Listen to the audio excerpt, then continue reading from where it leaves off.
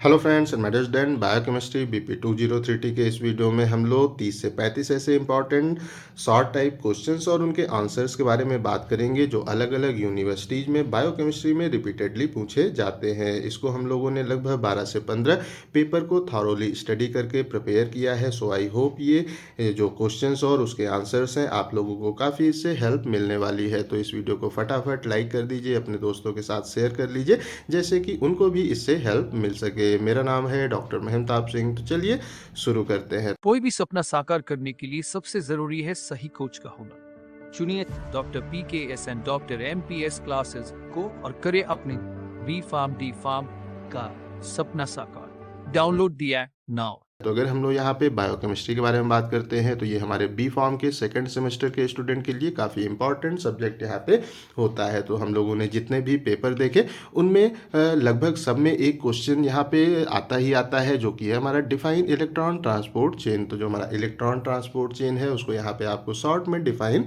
करना है। तो इसके बारे में हम लोगों ने लेक्चर नंबर 29 में डिटेल में बात किया है। तो अगर हम लोग इसके आंसर के बारे में बात करते हैं तो जो हमारा इलेक्ट्रॉन ट्रांसपोर्ट चेन है उसमें हमें यहाँ पे कह सकते हैं वो सीरीज ऑफ 4 प्रोटीन कॉम्प्लेक्सेस देखने को मिलते हैं, जिसके अंदर जब इलेक्ट्रॉन का ट्रांसपोर्ट होता है, जो हमारे 4 प्रोटीन के कॉम्प्लेक्स है उनमें जब इलेक्ट्रॉन का मूवमेंट होता है और ये जो हमारा प्रोटीन के कॉम्प्लेक्स हैं उनमें जो इलेक्ट्रॉन का मूवमेंट है वो हमारा यहाँ पे रिडॉक्स रिएक्शन के थ्रू हमें कपल्ड होते हुए देखने को मिलता है। तो इस कंडीशन में जब ऑक्सीडेशन और जो हमारी रिडक्शन की रिएक्शन है उसके थ्रू इलेक्ट्रॉन का मूवमेंट इन 4 कॉम्प्लेक्सेस में होता है, तो फिर क्या होता है कि माइटोकॉन्ड्रिया की मैट्रिक्स से जो वहाँ पे होता है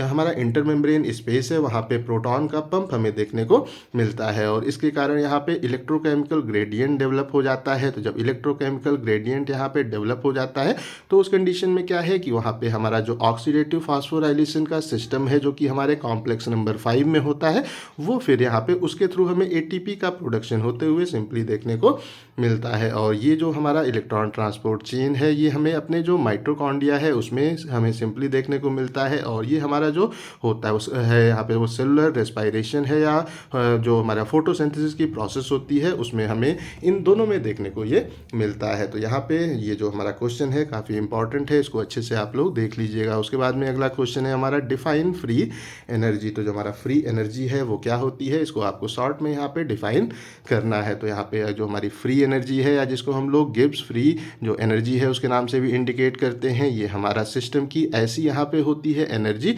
जो कि हमारे जो होते हैं कह सकते हैं कि यूजफुल वर्क है उनको करने के लिए आसानी से अवेलेबल होती है। तो यहाँ पे हम लोग आसान तरीके से कह सकते हैं कि अगर जो हमारा सिस्टम है उसमें हमारी वो एनर्जी जो कि यूजफुल वर्क को करने के लिए फ्रीली अवेलेबल होती है वो सिंपली हमारा फ्री एनर्जी या Gibbs free energy capital G यहाँ पे कहलाता है। और अगर हम लोग बात करते हैं कि ये जो हमारा यहाँ पे फ्री एनर्जी में चेंज होता है एंथैल्पी और हमारा एंट्रोपी का जो हमारा एक्सप्रेशन है वो क्या है, delta G is equal to delta H minus T delta H। तो इस कंडीशन में अगर हम लोग डेल्टा G के बारे में बात करते हैं तो ये हमारा क्या है, ये हमारा फ्री एनर्जी में जो चेंज होता है वो हमारा सिंपली डेल्टा G है। डेल्टा H के बारे में बात करते हैं तो ये हमारा हीट कंटेंट में जो चेंज है या जो हमारा एंथैल्पी है वो डेल्टा H कहलाता है। डेल्टा S के बारे में बात करते हैं तो ये हमारा एंट्रोपी में जो चेंज है वो हमारा डेल्टा S है और T हमारा सिंपली एब्सोल्यूट टेम्परेचर होता है जिसको हम लोग केल्विन में यहाँ पे एक्सप्रेस करते हैं। तो अगर आपका टेम्परेचर आपको दिया जाता है डिग्री सेंटीग्रेड में तो उसमें अगर 273 आप ऐड कर देंगे तो फिर वो आपका केल्विन में सिंपली कन्वर्ट हो जाएगा। तो यहाँ पे जो हमारा क्वेश्चन है वो हमारा जो है इस प्लेस पे ये भी आ सकता है कि फ्री एनर्जी क्या होती है, या यहाँ पे क्वेश्चन आ सकता है कि फ्री जो एनर्जी है एंथैल्पी और एंट्रोपी में क्या रिलेशनशिप होता है। तो फिर आपको आंसर में इतना लिखने की आवश्यकता यहाँ पे होगी। अब हम लोग अपने अगले क्वेश्चन पे आ जाते हैं, ये भी काफ़ी इंपॉर्टेंट है। Differentiate endergonic and exergonic reaction. तो जो हमारी इंटरगोनिक और एक्सर्गोनिक रिएक्शन है उनमें अंतर को आपको यहाँ पे लिखना है। तो यहाँ पे हम लोग अगर बात करते हैं तो जो हमारा एक्सर्गोनिक रिएक्शन है मतलब हमारा एक्सर मतलब एग्जिट से हम लोग कह सकते हैं कि यहाँ पे हमारी एनर्जी रिएक्शन से बाहर की ओर वो निकलती है। तो इस कंडीशन में क्या है कि इस रिएक्शन में हमें जो हमारा एनर्जी है वो रिलीज होते हुए देखने को मिलती है, सिस्टम से बाहर जाते हुए देखने को मिलती है। और अगर हम लोग इंटरगोनिक रिएक्शन के बारे में बात करते हैं तो यहाँ पे नाम से ही इंडिकेटेड है, हमारा इंडर मतलब अंदर। अगर हमारी रिएक्शन में एनर्जी अंदर की ओर जा रही है मीन्स यहाँ पे जो हमारी रिएक्शन रिएक्शन है उसमें अगर यहाँ पे एनर्जी कंज्यूम हो रही है, हमें यहाँ पे एनर्जी सप्लाई करनी पड़ती है रिएक्शन को कराने के लिए, तो वो हमारी सिंपली इंडरगोनिक रिएक्शन यहाँ पे कहलाती है। और अगर हम लोग बात करते हैं कि जो हमारा यहाँ पे होता है, जो होती है एक्सर्गोनिक रिएक्शन, वो हमारी सिंपली स्पॉन्टेनियस रिएक्शन होती है। ये जो फ्री एनर्जी है उसको यहाँ पे एब्जॉर्ब करती है और हमारा जो रिएक्शन है वो हमें स्पॉन्टेनियसली ही वहाँ पे कह सकते हैं वो स्वतः ही अपने आप ही रिएक्शन होते हुए देखने को मिलती है। और अगर हम लोग जो हमारे यहाँ पे इंडरगोनिक रिएक्शन है उसके बारे में बात करते हैं, तो ये रिएक्शंस हमारी स्पॉन्टेनियसली नहीं होती हैं। इनमें हमें जो हमारा एनर्जी है उसको सप्लाई करने की, इनपुट करने की सिंपली आवश्यकता होती है। तो जब तक हम यहाँ पे एनर्जी को सप्लाई अगर वो नहीं करेंगे, हमें रिएक्शन होते हुए देखने को प्राप्त नहीं होगी। तो यहाँ आसान तरीके से कहें तो जो हमारी एक्सर्गोनिक रिएक्शन है वो अपने आप होते हुए स्पॉन्टेनियसली होते हुए हमें देखने को मिलती है, और जो हमारी यहाँ पे इंडरगोनिक रिएक्शन है वो हमें स्पॉन्टेनियसली होते हुए, स्वतः होते हुए देखने को, अपने आप होते हुए देखने को नहीं मिलती है। अब अगर हम लोग बात करते हैं कि जो हमारे यहाँ पे प्रोडक्ट फॉर्म होता है एक्सर्गोनिक रिएक्शन में, उसमें हमें यहाँ पे रिएक्टेंट के कंपैरिजन में कम एनर्जी देखने को मिलती है। मीन्स रिएक्टेंट में यहाँ पे एनर्जी ज़्यादा होगी और जब हमारी रिएक्शन होगी तो एनर्जी बाहर की ओर वहाँ पे वो निकलेगी, तो जो प्रोडक्ट फॉर्म होगा उसमें हमें कम एनर्जी देखने को मिलती है। और यहाँ पे क्या है, जो हमारा यहाँ पे इंडरगोनिक रिएक्शन है उसमें क्या है कि यहाँ पे जो हमारा प्रोडक्ट होगा उसमें हमें रिएक्टेंट के कंपैरिजन में ज़्यादा एनर्जी देखने को मिलती है। मीन्स जो हमारा रिएक्टेंट है उसमें जब हम लोग एनर्जी और डालते हैं तब हमारा क्या होता है कि प्रोडक्ट का फॉर्मेशन होता है। जो हमारा रिएक्टेंट है उसमें जब हम लोग और जो हमारा बाहर से है यहाँ पे एनर्जी उसको डालते हैं तो फिर हमारा इस प्लेस पे रिएक्शन होते हुए देखने को मिलती है और प्रोडक्ट का फॉर्मेशन होता है। तो प्रोडक्ट की एनर्जी हमें यहाँ पे सिंपली ज़्यादा देखने को मिलती है। अगर हम लोग इसके एग्जाम्पल्स के बारे में बात करते हैं तो जो हमारा एटीपी की हाइड्रोलिसिस है वो हमारा यहाँ पे एक्सर्गोनिक रिएक्शन का एग्जाम्पल होता है। एटीपी जब टूटता है तो फिर हमें एनर्जी रिलीज होते हुए देखने को मिलती है। और अगर हम लोग प्रोटीन सिंथेसिस या डीएनए रेप्लिकेशन के बारे में बात करते हैं तो ये ऐसी प्रोसेस हैं, इनको हमें यहाँ पे इनको होने के लिए एनर्जी को बाहर से सप्लाई करने की, इनके लिए एनर्जी रिक्वायर्ड यहाँ पे होती है। तो ये हमारे इंडरगोनिक रिएक्शन के सिंपली एग्जाम्पल होते हैं। अब हम लोग यहाँ पे जो हमारा अगला क्वेश्चन है जो कि काफ़ी इंपॉर्टेंट है, define essential and non essential amino acid with examples. तो यहाँ पे आप लोगों को जो इसेंशियल और नॉन इसेंशियल अमीनो एसिड है उनको एग्जाम्पल के साथ में डिफाइन करना है। तो अगर हम लोग इसेंशियल अमीनो एसिड्स के बारे में बात करते हैं तो ये हमारे ऐसे अमीनो एसिड्स होते हैं जो कि हमारी बॉडी खुद से क्रिएट नहीं कर पाती है। इनको हमें अपने फूड में या अपने डाइट में सप्लाई करने की आवश्यकता होती है। तो आसान तरीके से कह सकते हैं कि हमारे इसेंशियल अमीनो एसिड ऐसे अमीनो एसिड है जिनको बॉडी खुद से सिंथेसाइज नहीं कर पाती है। इनको हमें अपने खाने में, डाइट में इंक्लूड करने की आवश्यकता होती है, खाने के साथ इनको लेने की आवश्यकता होती है। तो अगर हम लोग इसके एग्जाम्पल्स के बारे में बात करते हैं तो जो हमारा हिस्टिडीन हो गया, आइसोवोल्यूसिन है या जो हमारा वो लाइसिन है, ये हमारे ऐसे अमीनो एसिड हैं जो कि हमारे लिए इसेंशियल अमीनो एसिड्स होते हैं। बॉडी इनको सिंथेसाइज नहीं कर पाती है, खाने में इनको हमें लेने की आवश्यकता होती है। और अगर हम लोग नॉन इसेंशियल अमीनो एसिड के बारे में बात करते हैं तो ये इसके उल्टे होते हैं। इनको हमारी जो बॉडी है वो आसानी से क्रिएट यहाँ पे कर लेती है, इसलिए इसको हम लोग नॉन इसेंशियल जो अमीनो एसिड हैं उसके नाम से इंडिकेट करते हैं। इसके एग्जाम्पल्स हमारे क्या हैं, हमारा यहाँ पे एलनीन है, आर्जिनिन है, हमारा यहाँ पे जो होता है एस्पार्जीन है और एस्पार्टिक एसिड है। ये हमारे ऐसे अमीनो एसिड हैं जो कि हमारी बॉडी खुद से सिंथेसाइज कर लेती है। इनको हमें अपने डाइट में इंक्लूड करने की आवश्यकता नहीं होती है, इसलिए हम लोग इसको नॉन इसेंशियल अमीनो एसिड्स के रूप में इंडिकेट करते हैं। अब हम लोग यहाँ पे अपने अगले क्वेश्चन पे आ जाते हैं। ये भी काफ़ी इंपॉर्टेंट है, काफ़ी सारे पेपर्स में पूछा गया है। How many ATPs are produced in glycolysis and TCA cycle. तो जो हमारा ग्लाइकोलिसिस की प्रोसेस है या टीसीए साइकिल है उसमें कितनी एटीपी प्रोड्यूस होती हैं। तो अगर हम लोग ग्लाइकोलिसिस के बारे में बात करते हैं तो ग्लाइकोलिसिस की प्रोसेस को स्टार्ट करने के लिए हमें यहाँ पे 2 एटीपी यूज़ होते हुए देखने को मिलती हैं। तो यहाँ पर हमारा -2 हो जाएगा। उसके बाद में यहाँ पर अगर हम लोग देखें तो जो हमारा यहाँ पे ग्लाइकोलिसिस की प्रोसेस है उसमें क्या होता है, ग्लूकोज से हमें 2 जो हमारे पायरुवेट के मॉलिक्यूल हैं उनका फॉर्मेशन देखने को मिलता है। तो यहाँ पे क्या होता है कि जो हमारा यहाँ पे फॉर्म होता है NADH ग्लाइकोलिसिस के प्रोसेस में, वो जब इलेक्ट्रॉन ट्रांसपोर्ट चेन में इंटर करता है तो उससे हमें 3 ATP एक NADH से बनते हुए देखने को मिलती है। और यहाँ पे जो हमारा ग्लाइकोलिसिस की प्रोसेस है उसमें हमारा जो प्रोसेस है वो यहाँ पे 2 मोल में हो रही है। तो यहाँ पे क्या होगा कि हमें यहाँ पे अगर जो हमारा होगा NADH हमें 2 बनते हुए देखने को मिलेगा तो फिर यहाँ यहाँ पे क्या है कि 2 जब हमारा NADH ETC में इंटर करेगा तो फिर हमें 2 × 4 6 ATP यहाँ पे इससे बनते हुए देखने को मिलते हैं। उसके बाद में जो हमारा यहाँ पे होता है एनर्जी वो जनरेशन का फेज होता है जो अगेन हमारे 2 मोल के साथ में होता है, उसमें हमें 1 ATP बनते हुए उस प्लेस पे हमें 2 ATP बनते हुए देखने को मिलते हैं। तो यहाँ पे क्या होगा 2 × 2 हो जाएगा, तो यहाँ पे सिंपली हमें 4 ATP अपने जो हमारा एनर्जी जनरेशन फेज है उसमें देखने को मिलते हैं। तो यहाँ पे अगर हम लोग बात करते हैं कि टोटल कितने ATP प्रोड्यूस होते हैं, तो यहाँ पे क्या हो गया कि जो 6 हमें है जो कि हमें यहाँ पे NADH से प्राप्त होते हैं, और जो हमारा 4 ATP यहाँ पे प्रोड्यूस हो रहा है तो 6 4 कितना हो जाएगा 10 हो जाएगा। और हमारी प्रोसेस को स्टार्ट ये जब होती है तो उस कंडीशन में 2 ATP कंज्यूम हो जाते हैं, तो 2 इसमें से माइनस हो जाएंगे, तो यहाँ पे टोटल 8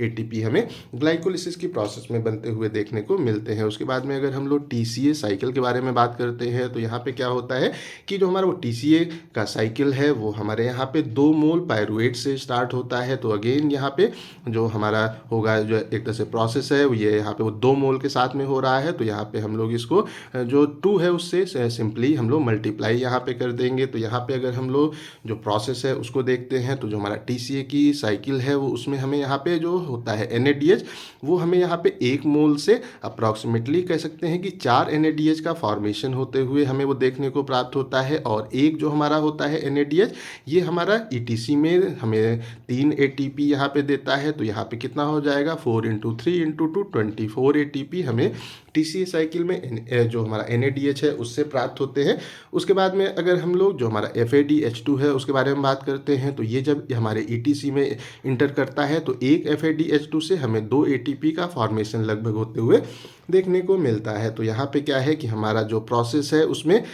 इस प्लेस पे हमें जो हमारा होता है कह सकते हैं FADH2 वो केवल एक ही बनते हुए हमें वो देखने को मिलता है। एक जो हमारा होता है कह सकते हैं कि FADH2 उससे हमें यहाँ पे ETC में 2 ATP का फॉर्मेशन होते हुए हमें देखने को प्राप्त होता है। प्रोसेस हमारी है यहाँ पे 2 मोल के साथ में हो रही है, तो 1 × 2 × 2 ये हमारा सिंपली 4 यहाँ पे हो जाएगा। और हमारा TCA जो साइकिल है उसमें हमें यहाँ पे एक जो होता है वो GTP उसका फॉर्मेशन होते हुए देखने को प्राप्त होता है। एक GTP एक ATP के इक्वल होता है, और प्रोसेस हमारी जो है वो यहाँ पे हो रही है वो 2 मोल के साथ में, तो 1 × 1 × 2 यहाँ पे हो जाएगा। तो यहाँ पे हमें जो हमारा होगा 2 ATP उसका फॉर्मेशन होते हुए देखने को मिलता है। तो यहाँ पे अगर हम लोग बात करते हैं कि हमारे टोटल कितने ATP का फॉर्मेशन हो रहा है, तो यहाँ पे हमारा वो 24 × +4 + 2 ये हमारे 30 ATP हमें TCA साइकिल में देखने को सिंपली मिलते हैं। अब हम लोग अपने अगले क्वेश्चन पे आ जाते हैं। ये भी काफ़ी इंपॉर्टेंट हमारा यहाँ पे क्वेश्चन है कि हाइपर कोलेस्टेरोलीमिया सिंपली क्या होता है, उसको आपको ब्रीफली यहाँ पे डिस्कस करना है। अगर हम लोग यहाँ पे हाइपर कोलेस्टेरोलीमिया के बारे में बात करते हैं तो नाम से इंडिकेटेड है हाइपर, हाइपर मतलब ज़्यादा, और जो हमारा यहाँ पे कोलेस्ट्रॉल है अगर हमारे प्लाज्मा में ज़्यादा हो जाता है, उसकी जो नॉर्मल कंसंट्रेशन है उससे अगर इंक्रीज हो जाता है तो जो हमारी कंडीशन है वो हाइपर कोलेस्टेरोलीमिया सिंपली कहलाती है। तो अगर हम लोग जो हमारा होता है ब्लड में कोलेस्ट्रॉल उसकी जो नॉर्मल कंसंट्रेशन है उसके बारे में बात करते हैं तो वो हमारा यहाँ पे 200 mg/dL के आसपास इसकी नॉर्मल कंसंट्रेशन होती है। तो अगर ये हमारा जो प्लाज्मा में जो कोलेस्ट्रॉल है उसकी कंसंट्रेशन अगर हमें इंक्रीज होते हुए नॉर्मल से इंक्रीज होते हुए जो नॉर्मल है उससे ज़्यादा होते हुए देखने को मिलती है तो कंडीशन हमारी हाइपर कोलेस्टेरोलीमिया सिंपली यहाँ पे कहलाती है। तो अगर हम लोग यहाँ पे जो हमारे कोलेस्ट्रॉल है उसके बारे में बात करते हैं तो 2 हैं, एक हमारा LDL है, एक हमारा यहाँ पे HDL होता है। तो अगर जो हमारा LDL है जिसको कि हम लोग कहते हैं जो हमारा बैड कोलेस्ट्रॉल के नाम से इंडिकेट करते हैं, अगर वो इंक्रीज होता है तो फिर हमारा जो हमारी कंडीशन है वो हमें डेंजरस होते हुए देखने को मिलती है। अगर हम लोग यहाँ पे बात करते हैं कि जो हमारा हाइपर जो यहाँ पे कोलेस्टेरोलीमिया है वो यहाँ पे किन किन चीज़ों से एसोसिएटेड होता है, इसके कारण हमें और कौन कौन सी चीज़ें डेवलप होते हुए देखने को मिलती हैं, तो जो हमारा एथेरोस्क्लेरोसिस है वो जिसमें हमारी आर्टरीज वगैरह वहाँ पे हार्ड होना स्टार्ट हो जाती हैं, ब्लॉक होना स्टार्ट हो जाती हैं, वो हमें यहाँ पे इसके थ्रू देखते हुए जो है इसके थ्रू डेवलप होते हुए देखने को मिलता है। और जो हमारा यहाँ पे कोरोनरी हार्ट डिजीजेज होती हैं ये भी हमें यहाँ पे हाइपर कोलेस्टेरोलीमिया से डेवलप होते हुए सिंपली देखने को मिलती हैं। अब हम लोग अपने अगले क्वेश्चन पे आते हैं। ये हमारा right A short note on the nucleic acid, तो जो हमारे न्यूक्लिक एसिड हैं उनके ऊपर एक शॉर्ट में आपको एक जो है नोट लिखना है। तो अगर हम लोग यहाँ पे न्यूक्लिक एसिड के बारे में बात करते हैं तो ये हमारे यहाँ पे वो नेचुरली अकरिंग वो केमिकल वो कंपाउंड्स यहाँ पे होते हैं वो दैट वो serves as a the primary information carrying molecule in the cells. तो जो भी हमारा यहाँ पे होते वो जेनेटिक इंफॉर्मेशन है या जो हमारी इंफॉर्मेशन है उसको यहाँ पे करने के लिए कैरी हमारे ये जो होते हैं न्यूक्लिक एसिड ये यहाँ पे सिंपली हमारे केमिकल कंपाउंड्स यहाँ पे होते हैं। तो यहाँ पे अगर एक तरह से हम लोग बात करते हैं तो they play and essentially important role in directing the protein synthesis. तो जो हमारी बॉडी में प्रोटीन की सिंथेसिस है उसको प्रॉपरली यहाँ पे डायरेक्ट करने का काम भी हमारे न्यूक्लिक एसिड ही यहाँ पे सिंपली करते हैं। तो अगर हम लोग जो हमारे न्यूक्लिक एसिड हैं उनके बारे में बात करते हैं तो ये हमें इनके सिंपली दो टाइप होते हैं। पहला है डीऑक्सी राइबो न्यूक्लिक एसिड जो कि हमारा डीएनए कहलाता है और दूसरा हमारा राइबो न्यूक्लिक एसिड जो जिसको कि सिंपली हम लोग आरएनए के नाम से इंडिकेट करते हैं। तो जो हमारी यहाँ पे जेनेटिक इंफॉर्मेशंस होती हैं वो हमारा डीएनए एक जनरेशन से दूसरे वो जनरेशन में ट्रांसफ़र करने का काम करता है और जब ये जो हमारा वो राइबोसोम्स में उस इंफॉर्मेशन को डालता है तो फिर हमें प्रोटीन सिंथेसिस होते हुए देखने को सिंपली इसके थ्रू मिलती है। तो अगर हम लोग न्यूक्लिक एसिड के स्ट्रक्चर के बारे में बात करते हैं कि ये क्या होता है तो ये हमारा जो न्यूक्लियोटाइड्स होते हैं उन्हीं का सिंपली पॉलीमर्स यहाँ पे होता है। और अगर हम लोग यहाँ पे बात करें तो ये जो हमारे होते हैं वो न्यूक्लियोटाइड ये यहाँ पे वो 3' एंड कह सकते हैं वो 5' फॉस्फेट ब्रिज के थ्रू आपस में कनेक्टेड होते हुए हमें देखने को मिलते हैं। तो आसान तरीके से कह सकते हैं कि जो हमारे न्यूक्लियोटाइड्स हैं जब वो एक के बाद एक अटैच होकर पॉलीमर को फॉर्म करते हैं तो वो सिंपली हमारा न्यूक्लिक एसिड डीएनए और आरएनए का फॉर्मेशन करने का काम करते हैं। अगला क्वेश्चन हमारा है जो कि काफ़ी इंपॉर्टेंट है, ये हमारा वो define nitrogenous base with structure. तो जो हमारे नाइट्रोजनस बेसिस हैं उनको आपको डिफाइन करना है और उनको उनके स्ट्रक्चर्स को भी यहाँ पे आपको ड्रॉ करने की आवश्यकता है। तो अगर हम लोग जो हमारे यहाँ पे नाइट्रोजनस बेस होते हैं उसके बारे में बात करते हैं तो ये हमारे ऐसे मॉलिक्यूल्स होते हैं जिनके अंदर हमें नाइट्रोजन देखने को मिलता है और इनकी जो केमिकल प्रॉपर्टी है वो बेस की तरह यहाँ पे सिंपली होती है। तो अगर हम लोग जो हमारा डीएनए होता है उसमें जो हमारे नाइट्रोजनस बेस हैं उनके बारे में बात करते हैं तो इसमें हमारा एडेनिन आ जाता है, ग्वानिन है, हमारा यहाँ पे वो थाइमीन होता है और हमारा जो साइटोसिन है वो हमारा हमें डीएनए में यहाँ पे वो देखने को मिलता है। और अगर हम लोग आरएनए के जो नाइट्रोजनस बेस हैं उनके बारे में बात करते हैं तो यहाँ पे जो हमारा एडेनिन है, हमारा ग्वानिन है, हमारा यहाँ पे होता है यूरेसिल और जो हमारा वो साइटोसिन है वो यहाँ पे हमें सिंपली आरएनए में देखने को मिलता है। तो अगर हम लोग इनको यहाँ पे करते हैं कंपेयर तो जो हमारा यहाँ पे होता है एडेनिन वो हमें यहाँ पे डीएनए में भी वो देखने को मिलता है, आरएनए में भी हमें देखने को मिलता है। जो हमारा यहाँ पे होगा ग्वानिन वो हमें जो हमारा डीएनए है उसमें भी वो देखने को मिलता है और आरएनए में भी हमें यहाँ पे वो देखने को प्राप्त होता है। जो हमारा यहाँ पे वो साइटोसिन है हालांकि ये भी हमारा डीएनए में भी है और आरएनए में भी है, बट अगर हम लोग यहाँ पे बात करते हैं तो जो हमारा थाइमीन है वो हमारे डीएनए में ही होता है वो हमारा, और जो हमारा यहाँ पे होता है यूरेसिल वो हमें अपने आरएनए में देखने को मिलता है। तो अगर हम लोग इनके स्ट्रक्चर्स के बारे में बात करते हैं तो ये जो हमारा यहाँ पे स्ट्रक्चर है इनको आप लोग अच्छे से देख लीजिएगा, अच्छे से इनको आप लोग याद कर लीजिएगा। तो यहाँ पे जो हमारा होता है प्यूरिन उसमें हमारा जो एडेनिन है और हमारा ग्वानिन है वो यहाँ पे आ जाता है। और अगर हम लोग पायरिमिडीन के बारे में बात करते हैं तो इसमें जो हमारा साइटोसिन है, हमारा थाइमीन है और यूरेसिल है वो हमारा सिंपली पायरिमिडीन में हमें देखने को मिलता है। तो इनके स्ट्रक्चर्स आप लोग एक दो बार प्रैक्टिस कर लीजिएगा, अच्छे से इनको याद कर लीजिएगा। अब हम लोग यहाँ पे अपने अगले क्वेश्चन पे आ जाते हैं, ये भी काफ़ी इंपॉर्टेंट है। डिफाइन को एंजाइम्स। तो जो हमारे को एंजाइम्स होते हैं वो क्या होते हैं उनको आपको यहाँ पे डिफाइन करना है। तो अगर हम लोग को एंजाइम्स के बारे में बात करते हैं तो ये हमारे ऑर्गेनिक कंपाउंड होते हैं जो कि हमारे एंजाइम की जो कैटालिटिक एक्टिविटीज़ है उनको प्रॉपरली कैरी आउट करने के लिए रिक्वायर्ड होते हैं। तो हम लोग आसान तरीके से कह सकते हैं कि जो हमारे एंजाइम्स होते हैं उनकी जो कैटालिटिक एक्टिविटी है उसको प्रॉपरली करने के लिए ये हमारे को एंजाइम्स वहाँ पे रिक्वायर्ड होते हैं और ये ऑर्गेनिक कंपाउंड्स यहाँ पे होते हैं। तो अगर हम लोग कोएंजाइम्स के बारे में बात करते हैं तो ये हमारे जो विटामिन्स हैं वो होते हैं या हमारे विटामिन्स के ही सिंपली डेरिवेटिव से यहाँ पे होते हैं। तो अगर हम लोग यहाँ पे अगर हम लोग देखें तो क्या होता है कि जो हमारे यहाँ पे कोएंजाइम्स होते हैं वो अगर एंजाइम की अब्सेंस भी होती है तो उस कंडीशन में भी हमारी प्रोसेस को कैटालाइज करने का यहाँ पे एक तरह से काम करते हैं। बट इसका जो इफेक्टिवनेस है वो हमें एंजाइम्स के साथ में ही, उसके कॉन्जुगेशन के साथ में ही हमें ज़्यादा इफेक्टिवली ये प्रोसेस को कैटालाइज करते हैं। अकेले ये प्रोसेस को कैटालाइज तो करते हैं लेकिन उतना अच्छे से प्रोसेस को कैटालाइज नहीं कर पाते हैं। तो अगर हम लोग कोएंजाइम्स के एग्जाम्पल्स के बारे में बात करते हैं तो जो हमारा यहाँ पे होता है NAD जिसको हम लोग कहते हैं वो निकोटिनामाइड, हमारा एडनिन वो डाई न्यूक्लियोटाइड, यहाँ स्पेलिंग में जो हमारा ए है वो छूट गया है तो इस प्लेस पे स्पेलिंग हमारी ठीक है, वो निकोटिनामाइड, एडनिन वो डाई न्यूक्लियोटाइड फॉस्फेट जिसको हम लोग NADP के नाम से इंडिकेट करते हैं। यहाँ पे हमारा अगला है जो कि कहलाता है वो फ्लेविन, जो एडेनिन डाई न्यूक्लियोटाइड जो कि हमारा FAD है। ये सब हमारे को एंजाइम्स के यहाँ पे एग्जाम्पल्स होते हैं। अब हम लोग अपने अगले क्वेश्चन पे आ जाते हैं, व्हाट इज़ द हाइपर बिलीरुबिनीमिया। तो अगर हम लोग हाइपर का मतलब क्या हो गया, ज़्यादा,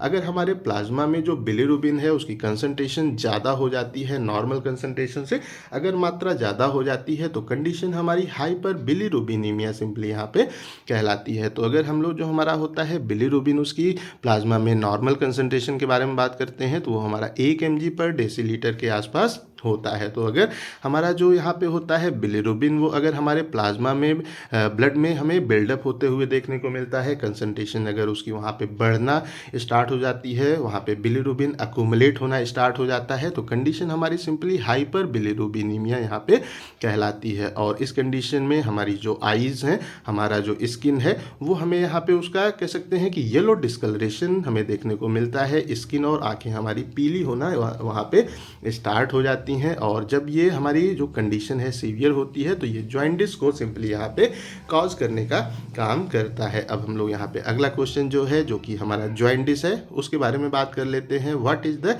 जॉइंटिस। तो अगर जो हमारा यहाँ पे होता है बिलीरुबिन उसकी प्लाज्मा में कंसंट्रेशन 3 mg/dl से अगर एक्सीड हो जाती है, ज़्यादा हो जाती है, तो उस कंडीशन में जो हमारा यहाँ पे होगा हाइपर वो बिलीरुबिनीमिया की कंडीशन है वो सिंपली हमारा जॉइंटिस में कन्वर्ट होते हुए हमें देखने को मिलती है। और इस कंडीशन में क्या होता है कि जो हमारा यहाँ पे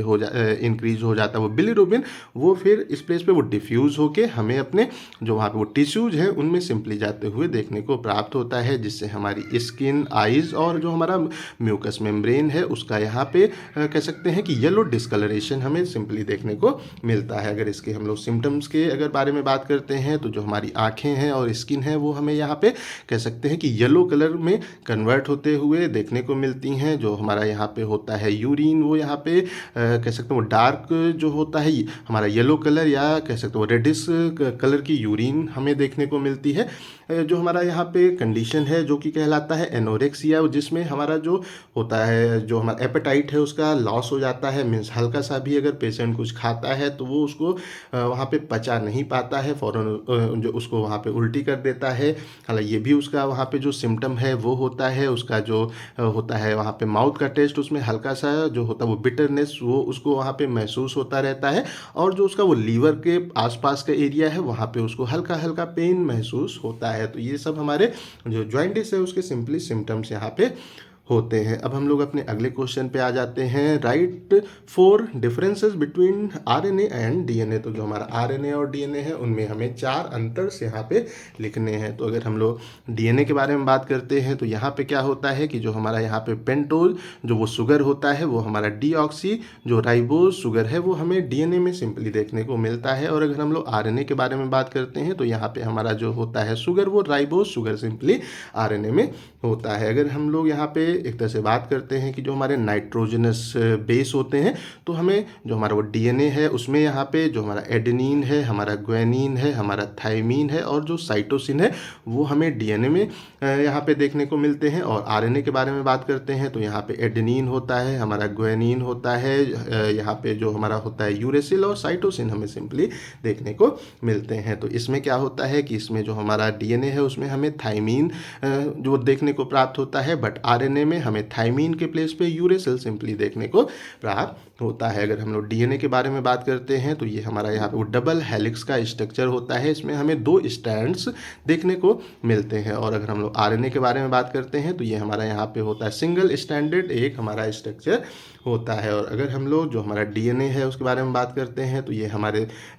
हम कह सकते हो जितने भी हमारे वो लिविंग ऑर्गेनिज्म हैं उनके अंदर हमें DNA जो है देखने को प्राप्त होता है। और अगर हम लोग यहाँ पे RNA के जो अगर हम लोग बारे में बात करते हैं तो ये हमारे वो लिविंग ऑर्गेनिज्म में तो होता है, बट ये हमारे जो होते हैं वायरसेस उनमें भी हमें सिंपली ये देखने को मिलता है। जो हमारे होते हैं वायरसेस, उसके अंदर डीएनए नहीं होता है, उसके अंदर खाली आरएनए ही होता है, और डीएनए हमें अपने जितने भी लिविंग ऑर्गेनिज्म हैं उनमें सिंपली देखने को मिलता है। अब हम लोग अपने अगले क्वेश्चन पे आते हैं। ये हमारा डिफाइन रिडॉक्स पोटेंशियल। तो जो हमारा रिडॉक्स पोटेंशियल है वो क्या होता है? तो जो हमारा ऑक्सीडेशन वो रिडक्शन का पोटेंशियल है, उसको यहाँ पे हम लोग कंबाइंड रूप में रिडॉक्स पोटेंशियल के नाम से इंडिकेट यहाँ पे वो करते हैं। और ये हमारा एक प्रकार का क्वांटिटेटिव होता वो मेज़र है, जिससे कि हम लोग जो हमारे अलग अलग होते हैं वो रिडॉक्स पेयर्स होते हैं, उनकी इलेक्ट्रॉन को वहाँ पे लूज करने की या गेन करने की जो टेंडेंसी है, क्षमता है, उसको हम लोग सिंपली इसके थ्रू यहाँ पे एक्सप्रेस करते हैं। तो आसान तरीके से कह सकते हैं कि अगर कोई भी हमारा रिडॉक्स पेयर है वो इलेक्ट्रॉन को किस क्षमता के साथ में वहाँ पे लूज कर सकता है या उसको वहाँ पे गेन कर सकता है, उसी की जो हमारा क्वांटिटेटिव मेजरमेंट है वो सिंपली हमारा रिडॉक्स पोटेंशियल यहाँ पे एक तरह से कहलाता है। तो अगर हम लोग यहाँ पे बात करते हैं कि एक हमारा शब्द और होता है स्टैंडर्ड रिडॉक्स जो पोटेंशियल है, उसके बारे में बात करते हैं। तो यहाँ पे जो हमारा होता है स्टैंडर्ड वो रिडॉक्स हमारा कह सकते हैं पोटेंशियल होता है। वो यहाँ पे जब हम लोग उसको करते हैं मेजर, तो पीएच को हम लोग कांस्टेंट यहाँ पे जो 7 पीएच है, न्यूट्रल पीएच है, उसके ऊपर यहाँ पे इसको करते हैं वो मेजर करते हैं। और टेम्परेचर अगर हम लोग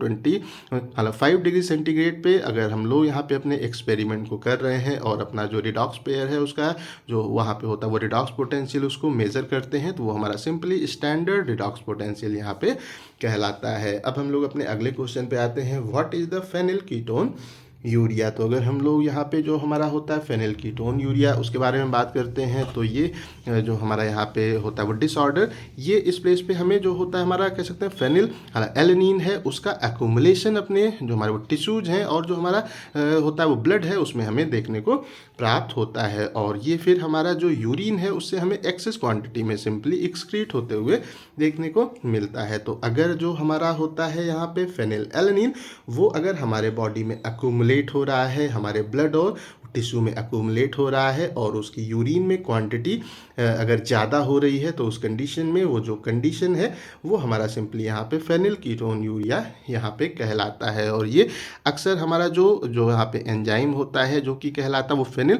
एलेनिन हाइड्रोक्सिलेज एंजाइम है। अगर उसकी हमारे बॉडी में अब्सेंस या डिफिशियंसी हो जाती है तो उस कंडीशन में हमें जो हमारी कंडीशन है यहाँ पे फेनिल कीटोन यूरिया की वो सिंपली यहाँ पे डेवलप होते हुए देखने को मिलती है। और इसके अगर हम लोग सिम्टम्स के बारे में बात करते हैं तो जो हमारा पेशेंट है उसकी जो मेंटल कंडीशन है वो यहाँ पे हमें डिस्टर्ब होते हुए वो देखने को वहाँ पे प्राप्त होती है। उसका जो वहाँ पे स्किन है उसका जो वहाँ पे वो पिगमेंटेशन है वो भी हमें हल्का होते हुए, उसका जो स्किन का वो कलर है वो हमें वहाँ पे ख़राब होते हुए हमें देखने को मिलता है। और पेशेंट में हमें जो वहाँ पे एपिलेप्सी क्या कह सकते हैं वो मिर्गी की कंडीशन भी डेवलप होते हुए देखने को मिलती है। और अगर हम लोग इसके ट्रीटमेंट के बारे में बात करते हैं तो अगर हमारा जो डाइट है उसमें हम लोग जो हमारा होता है फेनिल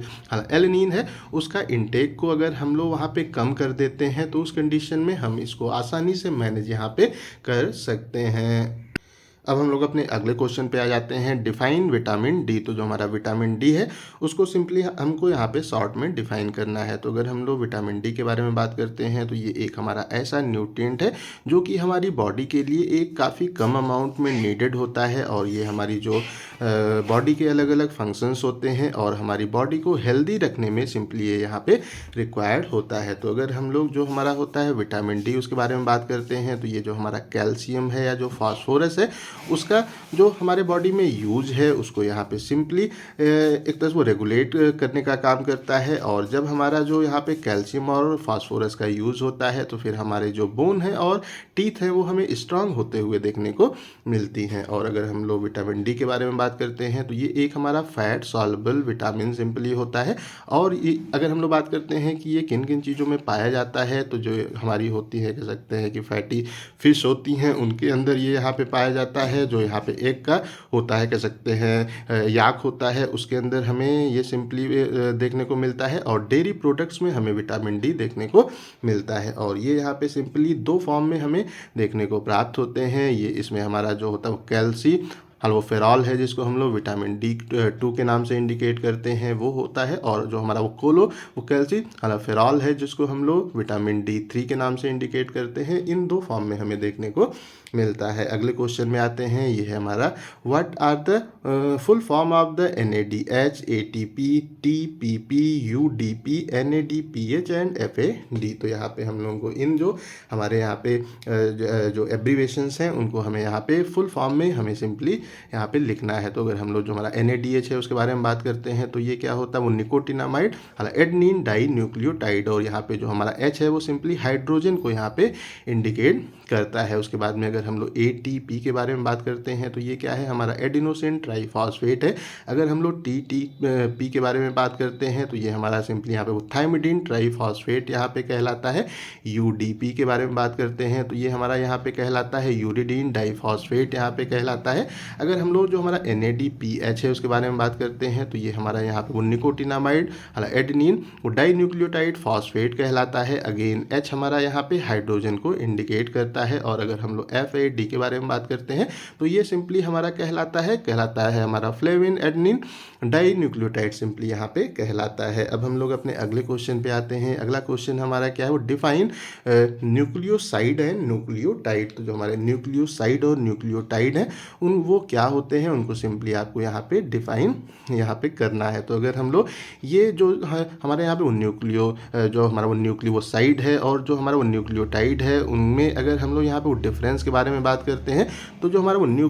वो साइड होता है उसके अंदर हमें जो हमारा वो शुगर है और जो बेस है वो सिंपली देखने को मिलता है। या आसान वो तरीके से कह सकते हैं कि अगर जो हमारा वहाँ पे होता है पेंटोज वो शुगर है वो हमें स्ट्रक्चर में देखने को मिल रहा है और उसके साथ में नाइट्रोजनस बेस अटैच है तो वो वहाँ पे हमारा सिंपली न्यूक्लियोसाइड को फॉर्म करता है। और अगर जो हमारा होता है वो न्यूक्लियोटाइड के बारे में अगर बात करते हैं तो ये क्या होता है कि अगर जो हमारा वो शुगर है हमारा बेस है और उसके साथ में अगर फॉस्फेट ग्रुप वहाँ पे अटैच है तो सिंपली वो वहाँ पे न्यूक्लियोटाइड को फॉर्म करता है। तो आसान तरीके से कहें तो जो हमारा न्यूक्लियोटाइड है उसके स्ट्रक्चर में हमें वहाँ पे जो पेंटोज वो शुगर है वो देखने को मिलती है, नाइट्रोजनस बेस देखने को मिलता है और एक फॉस्फेट ग्रुप हमें सिंपली वहाँ पे देखने को मिलता है। तो यहाँ पे हम आसान तरीके से कह सकते हैं कि न्यूक्लियोटाइड क्या होता है, ये क्या होता है, जो हमारा वो न्यूक्लियोसाइड में अगर फॉस्फेट ग्रुप सिंपली आके अटैच हो जा रहा है वो शुगर और जो हमारा बेस है उसके साथ में अगर फॉस्फेट ग्रुप यहाँ पे सिंपली आके अटैच हो जा रहा है तो वो सिंपली हमारा न्यूक्लियोटाइड को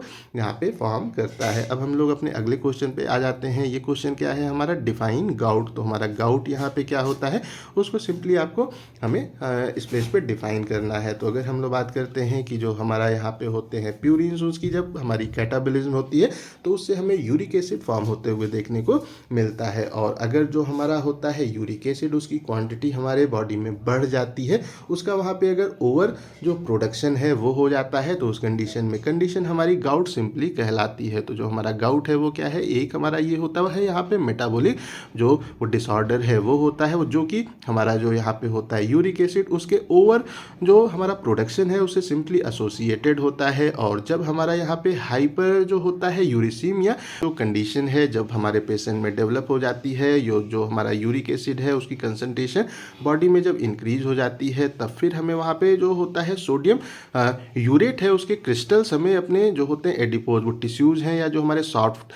वो टिश्यूज़ होते हैं उनमें सिंपली हमें अक्यूमुलेट होते हुए देखने को मिलते हैं। और जब ये यहाँ पे अक्यूमुलेट होता है जो कि हमारा वहाँ पे कह सकते वो जॉइंट्स हैं, वहाँ पे जब अक्यूमुलेट होता है तो फिर वो वहाँ पे हमें जो होता है यहाँ पे पेनफुल गाउटी अर्थराइटिस वो हमें यहाँ पे अपने पेशेंट के अंदर होते हुए देखने को मिलती है। और ये जो हमारी कंडीशन है ये सिंपली हमारा गाउट यहाँ पे कहलाता है। अब हम लोग अपने अगले क्वेश्चन पे आ जाते हैं, draw the structure of the ATP। तो ATP का जो स्ट्रक्चर है वो आपको यहाँ पे सिंपली ड्रॉ करना है। तो हमारा ATP क्या है हमारा, ये हमारा कहलाता है एडिनोसिन ट्राईफॉस्फेट। तो जो हमारा एडेनिन है उसमें जब जो हमारा होता है वो राइबोज वो शुगर वो सिंपली यहाँ के आके अटैच हो जाता है। अगर हम लोग इतने स्ट्रक्चर के अगर बारे में बात करते हैं तो यहाँ पे क्या है कि जो हमारा वो शुगर है वो है और हमारा नाइट्रोजनस बेस जो है वो यहाँ पे एडेनिन है। तो अगर इतना स्ट्रक्चर अगर हम लोग यहाँ पे एक तरह से बात करते हैं तो वो हमारा सिंपली जो एडिनोसिन है वो कहलाता है, जो कि एक न्यूक्लियोसाइड हमारा होता है, एक क्वेश्चन हम लोगों ने इस पेज पे यहाँ पे देखा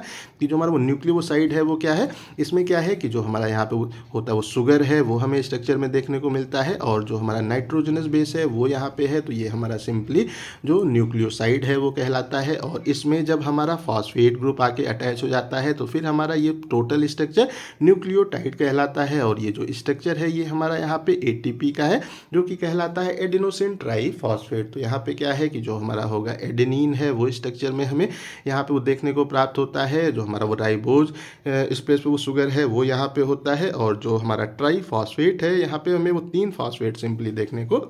मिलते हैं। तो ये स्ट्रक्चर आप लोग अच्छे से देख लीजिएगा, ये भी काफ़ी इंपॉर्टेंट क्वेश्चन है, अक्सर एग्जाम में आता है। उसके बाद में अगला क्वेश्चन है हमारा डिफाइन कोलेस्ट्रॉल। तो जो हमारा कोलेस्ट्रॉल है वो क्या होता है, उसको सिंपली आपको यहाँ पे डिफाइन करना है। तो जो हमारा कोलेस्ट्रॉल है वो क्या है कि जो कह सकते हैं कि वैक्सी फैट लाइक हमारा वो सब्सटेंस होता है जो कि हमारे लीवर में हमें बनते हुए देखने को प्राप्त होता है। और फिर ये हमारा जो ब्लड है और जो हमारी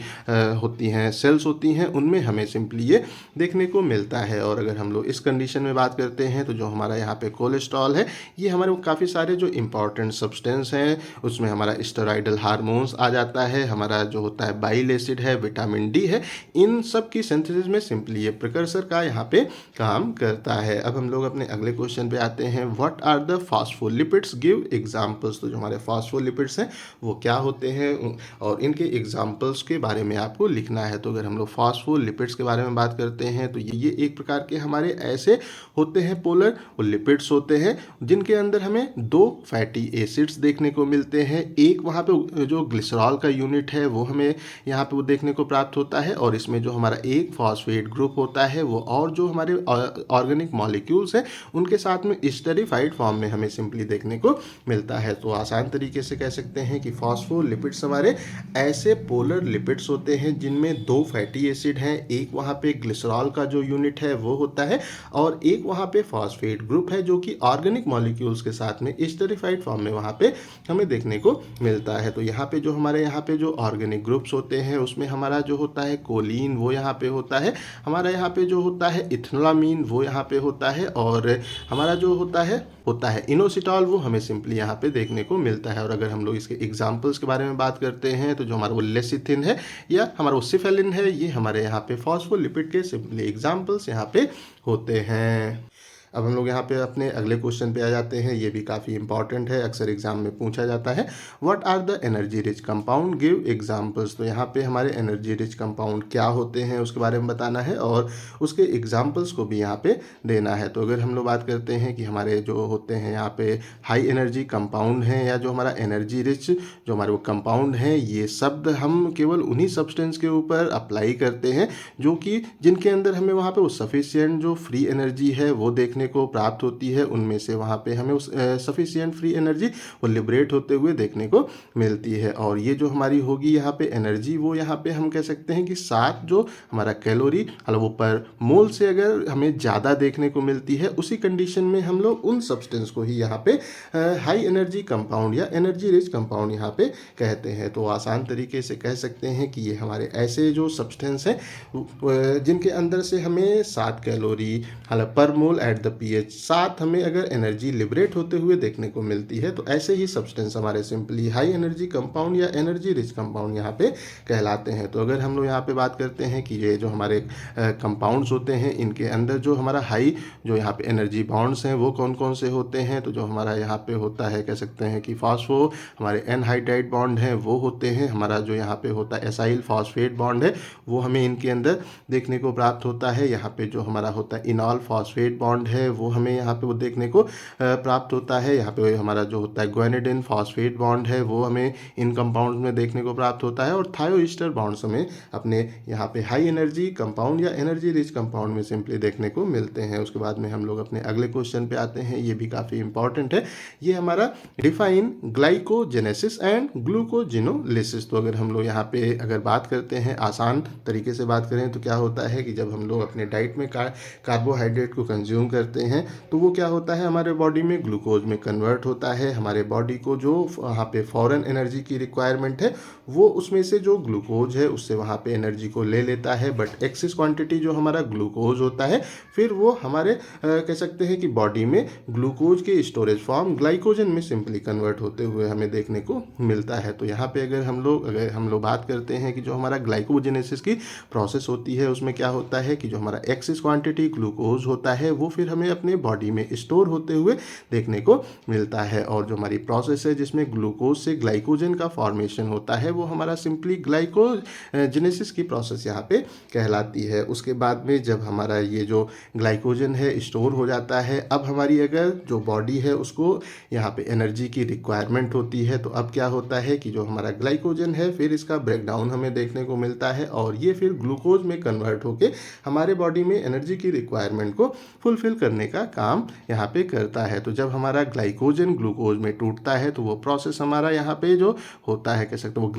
वो जिनोलिसिस वो सिंपली यहाँ पे कहलाती है। तो इस कंडीशन में इस प्लेस पे क्या होता है कि जो हमारा वो लीवर है वो जिसमें हमारा जो ग्लाइकोजन है वो स्टोर होता है, फिर हमारा वहाँ पे ग्लाइकोजन का ब्रेकडाउन वहाँ पे वो देखने को प्राप्त होता है और उससे जो हमारा ग्लूकोज टूट के बनता है वो फिर हमारा जो वहाँ पे कह सकते हैं बॉडी है उसमें हमें डिस्पर्स होते हुए जाते हुए देखने को मिलता है। अब हम लोग अपने अगले क्वेश्चन पे आ जाते हैं, ये भी काफ़ी इम्पॉर्टेंट है।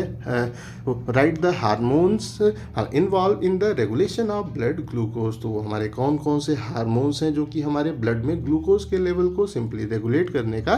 काम करते हैं। तो अगर हम लोग जो हमारा होता है ब्लड में ग्लूकोज का जो वो लेवल है अगर उसके बारे में बात करते हैं तो उसको यहाँ पे करने के लिए वो रेगुलेट हमारे कुछ जो हमारे इंडोक्राइन हार्मोन्स होते हैं जो कि हमारा जो होता है वहाँ पे कह सकते हैं कि होता है पेनक्रियाज, उससे सिक्रीट होते हैं जिसमें हमारा इंसुलिन है, ग्लूकेगॉन है, ये हमारे ऐसे यहाँ पे इंडोक्राइन हार्मोन्स हैं या हम कह सकते हैं कि पेनक्रियाटिक हार्मोन्स हैं जो कि हमारे ब्लड में ग्लूकोज के लेवल को सिंपली रेगुलेट करने का काम यहाँ पे करते हैं। तो अगर हम लोग जो हमारा इंसुलिन है उसके बारे में बात करते हैं तो ये हमारा जो होता है यहाँ पे कह सकते हैं पेनक्रियाज है, उसके यहाँ पे जो होता है वो beta cells of isolate of वो लैंगरहैंस उससे हमें सिक्रीट होते हुए देखने को प्राप्त होता है और ये हमारे ब्लड में ग्लूकोज के लेवल को सिंपली कम करने का काम करता है। तो जब हम लोग जब जो कह सकते हैं वो खाना वगैरह खाते हैं तो क्या होता है कि उसमें जो कार्बोहाइड्रेट है वो जब टूटता है तो वो ग्लूकोज का फॉर्मेशन करता है, तो हमें ब्लड में ग्लूकोज का लेवल बढ़ते हुए देखने को मिलता है। तो यहाँ पे जो हमारा होता है कह सकते हैं कि इंसुलिन है वो फिर हमारे जो बॉडी के टिश्यूज़ हैं उनको इस चीज़ का वो सिग्नल वो देता है कि अब हमारे बॉडी में ग्लूकोज खूब सारा आ गया है, अब इसको आप लोग कह सकते हैं कि जो आपकी एनर्जी की रिक्वायरमेंट है, जो आपका एनर्जी का वहाँ पे होता है प्रोडक्शन, उसके लिए अब आप लोग इसको यूज कर सकते हैं। तो इस तरीके से जो हमारे होते हैं बॉडी के टिश्यूज उसको ग्लूकोज को वहाँ पे एनर्जी के सोर्स के रूप में यूज़ करते हैं। तो जब उसको यूज़ करते हैं तो फिर हमें ब्लड में ग्लूकोज का लेवल धीरे धीरे कम होते हुए देखने को मिलता है। उसके बाद में हमारा अगला जो यहाँ पे होता है एंजाइम जो कि हमारा कहलाता है वो ग्लूकेगॉन, ये भी हमारा जो होता है पेनक्रियाज उसके यहाँ पे अल्फा जो वो सेल्स हैं आइसोलेट ऑफ वो लैंगरहैंस के वहाँ से हमें सिक्रेट होते हुए देखने को प्राप्त होता है। और ये इस प्लेस पे जो हमारा वो लीवर है उसको सिंपली स्टिमुलेट वो करने का इस प्लेस पे वो एक तरह से वो काम करता है कि उसके अंदर जो ग्लूकोज वहाँ पे स्टोर्ड है कह सकते हैं वो ग्लाइकोजन के वहाँ पे फॉर्म में उसको फिर वो हमारा जो ब्लड स्ट्रीम है उसमें वहाँ पे वो एक तो वो रिलीज़ करे, इसको यहाँ पे वो स्टिमुलेट करने का काम करता है। तो आसान तरीके से कह सकते हैं कि हम जब यहाँ पे खाना खाते हैं तो क्या होता है ब्लड में ग्लूकोज का लेवल इंक्रीज़ हुआ, हमारा इंसुलिन ने उस प्लेस पे क्या किया कि जो हमारे होते हैं वो टिश्यूज़ उनको वहाँ पे वो सिग्नल दिया कि ग्लूकोज आ गया है, अब इसको आप लोग आपका जो एनर्जी का प्रोडक्शन है उसके लिए आप यहाँ पे यूज़ कर सकते हैं। तो फिर हमारे जो वहाँ पे वो टिश्यूज़ हैं वो उसको वहाँ पे अपटेक करते हैं, तो फिर हमारा ब्लड में ग्लूकोज का जो वो लेवल है वो धीरे धीरे कम होना स्टार्ट हो जाता है। तो जब हमारा जो वहाँ पे वो लोअर लेवल है उसके आसपास आता है तब हमारा जो ग्लूकेगॉन है वो वहाँ पे जो एक्टिवेट होता है और वो वहाँ पे जो लीवर है जिसके अंदर की ग्लूकोज ग्लाइकोजन के फॉर्म में स्टोर्ड है उसको फिर वहाँ पे स्टिमुलेट करता है कि अब आप ग्लाइकोजन को ग्लूकोज में तोड़ना स्टार्ट कीजिए। जब वो ग्लूकोज में उसको वहाँ पे एक तरह वो तोड़ता है तो क्या होता है कि जो हमारा ब्लड में ग्लूकोज का लेवल हो गया था कम, वो फिर हमें धीरे धीरे बढ़ते हुए देखने को जो है प्राप्त होता है। हमारा जो ब्लड में ग्लूकोज का जो लेवल है वो फिर हमें इंक्रीज होते हुए देखने को मिलता है। तो इस तरीके से ये जो दो हमारे हार्मोन्स है ये हमारे ब्लड में ग्लूकोज का जो लेवल है उसको सिंपली रेगुलेट करने का काम करते हैं। एक जो उसका नॉर्मल रेंज है उसमें मेंटेन करने का काम यहाँ पे जो है ये दोनों करते हैं। अब हम लोग अपने अगले क्वेश्चन पे आ जाते हैं। What do you understand by the term transamination, give example. तो अगर हम लोग यहाँ पे ट्रांस अमीनेशन की प्रोसेस के बारे में बात करते हैं तो इसमें इस प्लेस पे क्या होता है कि जो हमारा ट्रांस अमीनेशन की जो प्रोसेस है वो हमारी ऐसी एक यहाँ पे प्रोसेस होती है वो जिसमें से जो हमारा वहाँ पे एक अमीनो एसिड है उसका जो वहाँ पे अमीन ग्रुप है वो वहाँ से रिमूव होता है और फिर वो एक वहाँ पे जो होता है कह सकते हैं एक्सेप्टर हमारा कीटो एसिड है उसके ऊपर हमें सिंपली ट्रांसफ़र होते हुए देखने को मिलता है। तो जब हमारा ये होता है जो हमारा यहाँ पे है एक्सेप्टर हमारा कीटो एसिड है उसके ऊपर हमारे अमीनो एसिड का अमीन ग्रुप जब ट्रांसफ़र होता है तो फिर जो हमारा यहाँ पे होता है कीटो एसिड फिर वो एक अमीनो एसिड में कह सकते हैं न्यू अमीनो एसिड में कन्वर्ट होते हुए हमें देखने को प्राप्त होता है। और जो हमारा यहाँ पे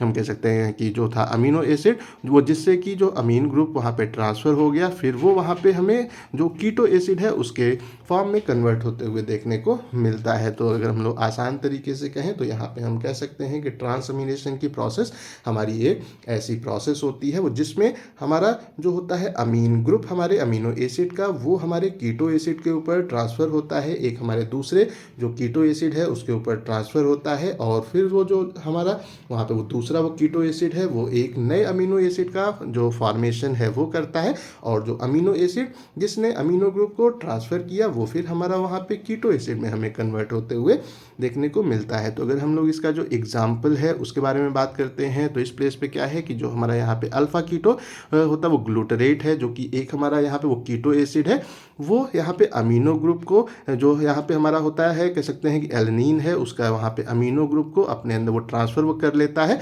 और फिर ये यहाँ पे हम कह सकते हैं कि एक जो हमारा होता है अमीनो एसिड जो कि ग्लूटामेट है उसमें यहाँ पे हमारा अल्फ़ा कीटो ग्लूटरेट कन्वर्ट हो जाता है और ये जो हमारा यहाँ पे होता है कह सकते हैं कि एलनीन है फिर वो अपने एक वो रिस्पेक्टिव जो उसका यहाँ पे कीटो एसिड है जो कि पायरुवेट है उसके फॉर्म में हमें कन्वर्ट होते हुए देखने को मिलता है। तो इसके बारे में भी हम लोगों ने ट्रांसअमीनेशन की प्रोसेस में अच्छे से वो डिस्कस किया है तो वहाँ से भी आप इसको और अच्छे से देख सकते हैं। अब हम लोग अपने अगले क्वेश्चन पे आ जाते हैं। What is the beta oxidation of fatty acid. तो जो हमारा यहाँ पे होता है कह सकते हैं कि फैटी एसिड उसका जब हमें जो होता है वो ब्रेक डाउन अगर देखने को मिलता है तो फिर उससे हमें जो हमारा एनर्जी का प्रोडक्शन है वो सिंपली हमें होते हुए देखने को प्राप्त होता है। और जब हमारा जो यहाँ पे फैटी एसिड है उसका जो ब्रेक डाउन है वो यहाँ पे होता है तो फिर वो जो प्रोसेस है वो हमारा कहलाता है यहाँ पे fatty acid beta oxidation simply कहलाता है या इसको हम लोग कह सकते हैं the beta oxidation of fatty acid के नाम से इंडिकेट करते हैं। तो यहाँ पे इसको हम लोग जो हमारा होता है कह सकते हैं वो beta oxidation of fatty acid हम लोग इसको यहाँ पे क्यों कहते हैं अगर इसके बारे में बात करते हैं तो इस प्लेस पे यहाँ पे वो क्या होता है कि जो हमारा यहाँ पे होता है फैटी एसिड उसका जो ऑक्सीडेशन की प्रोसेस है वो हमें उसके बीटा कार्बन पे सिंपली देखने को मिलती है जिसके कारण कि ये हमारा जो होता है कह सकते हैं फैटी एसिड उसका सिंपली बीटा ऑक्सीडेशन यहाँ पे कहलाता है। तो आसान तरीके से कहें कि जो हमारे यहाँ पे होते हैं फैटी एसिड उनका जब ऑक्सीडेशन होता है तो वो सिंपली बीटा कार्बन के ऊपर होता है जिसके कारण कि ये हमारा beta oxidation of fatty acid यहाँ पे कहलाता है। अब हम लोग अपने अगले क्वेश्चन पे आ जाते हैं। ये भी हमारा काफ़ी इंपॉर्टेंट है। Write down the synthesis of 5-HT 5 hydroxy tryptamine from the tryptophan. तो अगर हम लोग यहाँ पे बात करते हैं तो जो हमारा यहाँ पे होता है वो ट्रिप्टोफैन है उसका हमें सबसे पहले उसका जो 5वां कार्बन है उस पर हमें उसका हाइड्रोक्सिलेशन सबसे पहले देखने को मिलता है। वो सिंपली पहले हाइड्रोक्सिलेटेड होता है मीन्स आसान तरीके से कहें तो जो ट्रिप्टोफैन है उसमें 5वें कार्बन के ऊपर हमें सिंपली OH ग्रुप आके अटैच होते हुए देखने को मिलता है। और अगर हम लोग बात करते हैं कि इस प्रोसेस को कौन सा एंजाइम कैटालाइज करता है, तो जो हमारा यहाँ पे होता है वो ट्रिप्टोफैन हाइड्रोक्सिलेज एंजाइम, वो इस प्रोसेस को यहाँ पे कैटालाइज करने का काम करता है। और इसको कैटालाइज करने के लिए एक कोफैक्टर की रिक्वायरमेंट होती है, जो कि हमारा कहलाता है वो टेट्राहाइड्रोबाइप्ट्रीन सिंपली यहाँ पे रिक्वायर्ड होता है। तो जब हमारा जो यहाँ पे टेट्राहाइड्रो जो बाइप्ट्रीन है वो रहता है, और हमारा जो यहाँ पे वो ट्रिप्टोफैन हाइड्रोक्सिलेज जो एंजाइम है, तो वो हमारा जो यहाँ पे होता है ट्रिप्टोफैन, उसका जो 5वां कार्बन है उसको सिंपली हाइड्रोक्सिलेटेड यहाँ पे करता है। तो जब ये हाइड्रोक्सिलेटेड यहाँ पे करता है, तो जो प्रोडक्ट फॉर्म होता है वो कहलाता है हमारा 5 हाइड्रोक्सी ट्रिप्टोफैन सिंपली यहाँ पे कहलाता है। और जब 5 हाइड्रोक्सी ट्रिप्टोफैन का फॉर्मेशन हो जाता है, तो फिर उसका हमें यहाँ पे डीकार्बोक्सिलेटेड वो होते हुए देखने को मिलता है। और इसके लिए जो एंजाइम रिक्वायर्ड होता है वो कहलाता है aromatic amino acid decarboxylase enzyme. इस प्रोसेस को कैटालाइज करता है, और ये सिंपली हमारा पीएलपी डिपेंडेंट एंजाइम यहाँ पे होता है। तो जब ये इसको यहाँ पे डीकार्बोक्सिलेटेड करता है, COOH ग्रुप जब हटता है यहाँ से, तब क्या होता है कि हमें जो 5HT है उसका फॉर्मेशन होते हुए देखने को मिलता है। इसको हम लोग कहते हैं वो 5 हाइड्रोक्सी ट्रिप्टामिन के नाम से भी इंडिकेट करते हैं, या सिंपली वो सीरोटिनिन के नाम से हम लोग इसको इंडिकेट करते हैं। तो एग्जाम में आपसे यहाँ पे पूछ सकता है कि जो 5HT है, उसकी जो सिंथेसिस है उसको एक्सप्लेन करना है, ये भी आ सकता है आपका इस नाम से भी आ सकता है, जो हमारा होता है 5 हाइड्रोक्सी ट्रिप्टामिन के नाम से भी आ सकता है, या सिंपली आपका क्वेश्चन वो सीरोटिनिन के नाम से भी आ सकता है। तो अगर तीनों में से किसी भी नाम से आता है, तो आपको सिंपली जो आंसर है यही लिखना है वहाँ पे होगा। उसके बाद में हम लोग अगले क्वेश्चन पे आ जाते हैं। अगला क्वेश्चन भी हमारा काफ़ी इंपॉर्टेंट है, write down the biological role of nucleic acid. तो जो हमारे न्यूक्लिक एसिड हैं उसके बायोलॉजिकल रोल कौन कौन से हैं, उसको सिंपली आपको शॉर्ट में लिखना यहाँ पे होगा। तो अगर हम लोग न्यूक्लिक एसिड के बारे में बात करते हैं, तो ये सिंपली हमारा जो DNA है और RNA है, वो हमारे न्यूक्लिक जो एसिड है वो यहाँ पे कहलाते हैं। तो अगर हम लोग DNA के बारे में बात करते हैं, तो ये एक हमारा वो जेनेटिक जो मटेरियल है वो यहाँ पे होता है, और ये जो हमारी होती है हेरिडेटरी इंफॉर्मेशन है, या सिंपली कह सकते हैं कि जेनेटिक इंफॉर्मेशन है, उसको यहाँ पे सिंपली कैरी करने का काम ये करते हैं। और अगर हम लोग DNA के बारे में बात करते हैं, तो ये हमारा जो यहाँ पे वो जेनेटिक जो इंफॉर्मेशन है उसको यहाँ पे एक जनरेशन से दूसरे जनरेशन में भी सिंपली ट्रांसफ़र करने का काम करते हैं। अब हम लोग अगर RNA के बारे में बात करते हैं, तो ये फिर जो हमारा यहाँ पे होता है वो DNA होता है, उसके अंदर की जो हमारी वो जेनेटिक जो यहाँ पे इंफॉर्मेशन है, वो DNA उसको यहाँ पे RNA के फॉर्म में सिंपली एक्सप्रेस करने का काम यहाँ पे करता है, और उसके थ्रू फिर प्रोटीन की सिंथेसिस हमें होते हुए देखने को मिलती है। हमारे जो कुछ RNAs होते हैं वो एंजाइम की तरह भी एक्ट करते हैं, ये भी इसका एक हमारा जो बायोलॉजिकल रोल है वो होता है। और ये हमारा जो हमारे RNA हैं, ये हमारे प्रोटीन की सिंथेसिस में सिंपली हमें हेल्प करते हैं। तो ये हमारे हैं 5 हमारे न्यूक्लिक एसिड के 5 बायोलॉजिकल रोल्स हैं। इनको आप लोग अच्छे से याद कर लीजिएगा, अक्सर ये क्वेश्चन एग्जाम में आता है। अब हम लोग अपने अगले क्वेश्चन पे आ जाते हैं, ये भी काफ़ी इंपॉर्टेंट है। What is the uncouplers, give the examples. तो जो हमारे अनकपलर्स होते हैं वो क्या होते हैं उसके बारे में लिखना है, और इसके कुछ एग्जांपल्स आपको यहाँ पे लिखने हैं। तो अगर हम लोग अनकपलर्स के बारे में बात करते हैं, तो ये हमारे वीक लिपोफिलिक एसिड सिंपली होते हैं, और ये फिर यहाँ पे क्या करते हैं कि जो हमारा यहाँ पे इंटरमेम्ब्रेन स्पेस होता है, वहाँ पे जो हमारे प्रोटॉन्स होते हैं उनके साथ में सिंपली ये यहाँ पे बाइंड हो जाते हैं, और इसको वो वहाँ पे जो होता है हमारा कह सकते हैं इनर माइटोकॉन्ड्रियल मेम्ब्रेन है, उसके अक्रॉस उसको वहाँ पे कैरी करने का काम करते हैं। तो इस तरीके से जब ये इसको यहाँ पे जो हमारा होता है कह सकते हैं इनर माइटोकॉन्ड्रियल मेम्ब्रेन है, उसके अक्रॉस ये यहाँ पे कैरी करने का काम करते हैं, तो फिर ये प्रोटॉन को सिंपली मैट्रिक्स में लाके रिलीज कर देते हैं। मीन्स ये यहाँ पे हम आसान तरीके से कह सकते हैं कि जो हमारा इंटर मेम्ब्रेन स्पेस है उससे प्रोटॉन को वहाँ पे बाइंड करा के मैट्रिक्स में लाके डालने का काम करते हैं। तो आसान वो तरीके से हम इस प्लेस पे यहाँ पे कह सकते हैं कि अगर हम लोग यहाँ पे देखें तो क्या होता है कि जो हमारा इलेक्ट्रॉन ट्रांसपोर्ट चेन है उसमें ये हमारा कॉम्प्लेक्स 1 है, 2 है, 3 है, 4 है। तो इस कंडीशन में क्या है कि जब हमारा ये जो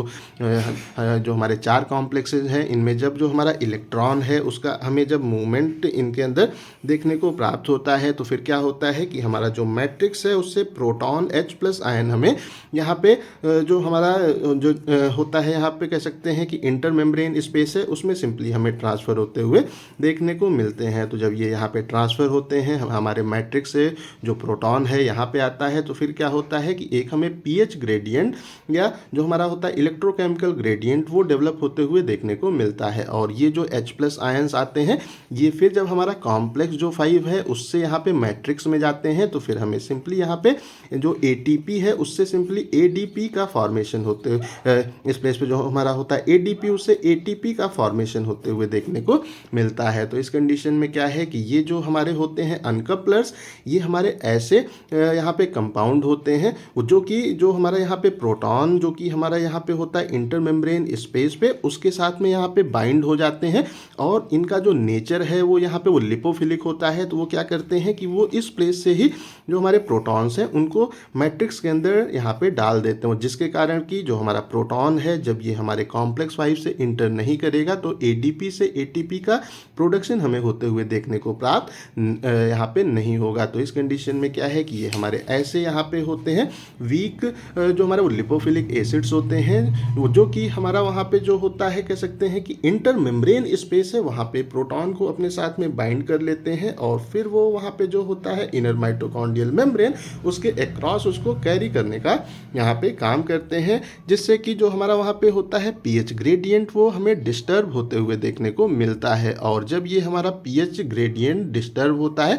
तो फिर क्या होता है कि फिर हमारा प्रोटीन की सिंथेसिस हमें इलेक्ट्रॉन ट्रांसपोर्ट चेन के थ्रू होते हुए देखने को प्राप्त नहीं होती है, क्योंकि जो हमारा कॉम्प्लेक्स 5 है जिसको हम लोग ATP सिंथेज के नाम से इंडिकेट करते हैं उससे फिर हमारा जो प्रोटॉन है वो क्रॉस वहाँ पे वो नहीं कर पाता है और हमारा ATP की सिंथेसिस वहाँ पे हमें होते हुए देखने को प्राप्त नहीं होती है। तो अगर हम लोग इसके एग्जाम्पल्स के बारे में बात करते हैं तो ये हमारा यहाँ पे जो होता है वो 2,4 हमारा वो डाइनाइट्रो जो फिनॉल है ये इसका यहाँ पे जो एग्जाम्पल है वो होता है। हमारा वो डाइनाइट्रो जो क्रिसॉल है इसका यहाँ पे जो एग्जाम्पल है वो है। और यहाँ पे जो हमारा होता है कह सकते हैं पेंटाक्लोरो फिनॉल है, ये सब हमारे अनकपलर्स के एग्जाम्पल्स होते हैं। ये हमारा इलेक्ट्रॉन ट्रांसपोर्ट जो चेन है उसमें जो हमारा पीएच ग्रेडियंट है उसको सिंपली तोड़ने का काम करते हैं और जब वो वहाँ पे उसको बीच में ही तोड़ देते हैं तो फिर हमारा ATP का फॉर्मेशन हमें वहाँ पे डिस्टर्ब होते हुए देखने को मिलता है। अब हम लोग अपने अगले क्वेश्चन पे आ जाते हैं। अगला क्वेश्चन हमारा क्या है, राइट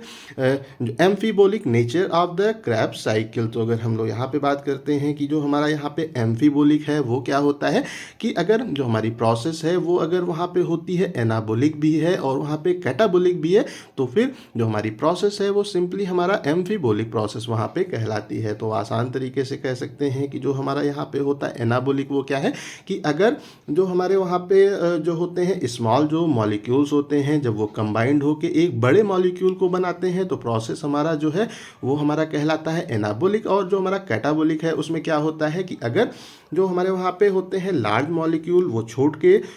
वो वहाँ पे टूट के छोटे छोटे मॉलिक्यूल सिंपल मॉलिक्यूल्स को फॉर्म करते हैं तो वो हमारी प्रोसेस सिंपली यहाँ पे कैटाबोलिक प्रोसेस कहलाती है। तो अगर हम लोग क्रेब्स साइकिल के बारे में बात करते हैं तो यहाँ पे हमें ये दोनों प्रोसेस सिंपली होते हुए देखने को मिलती हैं। इसमें इस प्लेस पे क्या होता है कि जो हमारे होते हैं कह सकते हैं वो रिड्यूस्ड हमारे फैक्टर्स हैं वो हमें अपनी साइकिल में जनरेट होते हुए देखने को प्राप्त होते हैं। तो ये जब हमारे यहाँ पे वो जनरेट होते हैं तो फिर वो हमारी प्रोसेस सिंपली यहाँ पे कहलाता है एनाबोलिज्म यहाँ पे कहलाता है। और इसमें जो हमारे फैक्टर्स जो यहाँ पे जनरेट होते हैं जैसे कि एग्जाम्पल लें तो जो हमारा NADH है FADH2 है इन सब का जनरेशन हमें सिट्रिक एसिड साइकिल में होते हुए देखने को मिलता है। तो यहाँ पे ये